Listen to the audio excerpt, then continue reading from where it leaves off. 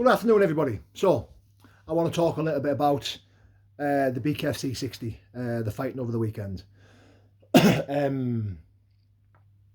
Big shout out to Jack Draper.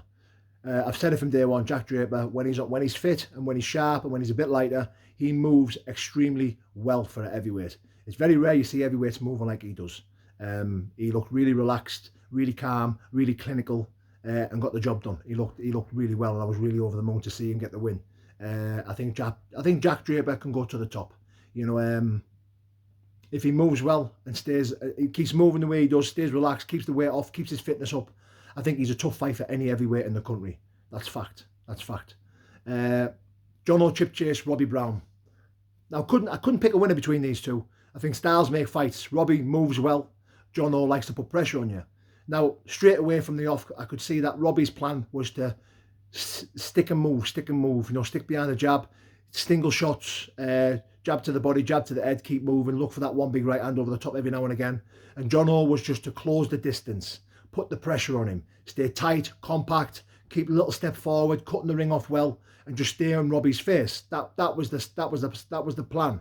I could see styles make fights, and it was, I was torn between whether John O's style was going to end up closing Robbie down, hunting him down, putting the pressure on him and closing him down, or Robbie was going to have the stamina and the ability to keep moving, stay on the back foot, and just keep picking him off.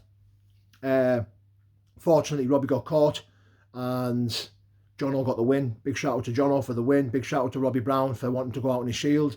No one heard Robbie go, I can't see, like some other individual on here, coward. Robbie had his eye closed and was still saying he could see. His eyelid, it was split in half. Nasty cut. Even when the doctor was saying, can you see? He said, yeah, I can see. He went, open your eye then. And Robbie couldn't open his eye, but he was still trying to carry on. Big shout out to Robbie. And I loved the fact that Robbie, got passionate about it, because that shows personality and that shows character. Robbie wanted to go out on his shield. Robbie's got the type of heart that you would have to kill the man to stop him.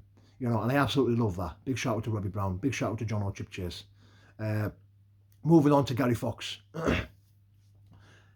What can I say about Gary Fox? He's a heart and legs. He's a fucking warrior. He's an absolute animal. When I seen him backstage, he looked like he'd been chopped up with a machete. He looked like he'd been absolutely cut up with a fucking knife or a sword.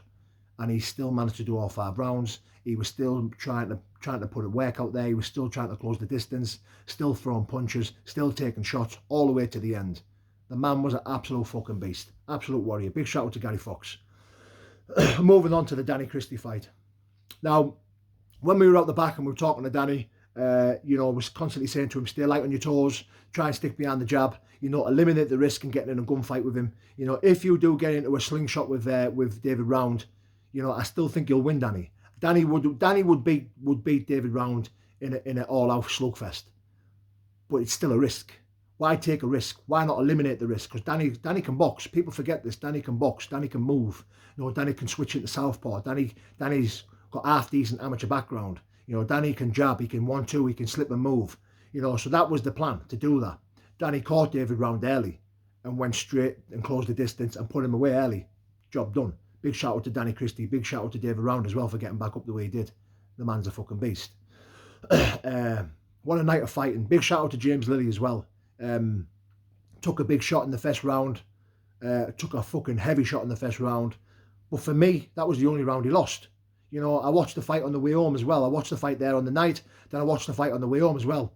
And for me, James Lilly threw the more punches, landed the most punches. The stats even said that he landed the most and flung the most every single round. The only round he lost was the one he got knocked down. So how the fuck did he lose that fight? But it was a heavy knockdown.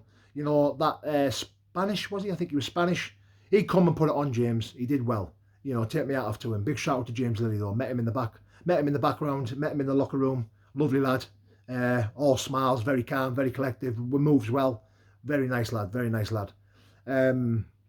Yeah. It's got me excited for my fight. I'm fighting on the 8th of June. I think we're 7 or 8 weeks out. I'm looking forward to it. My opponent will be announced this week. I think my fight's getting announced this week on the bkfc app. You'll all see my opponent this week. We've got plenty of time to announce it. Contracts are getting signed today or tomorrow. So yeah, Exciting times. Boosh. Good luck, boys.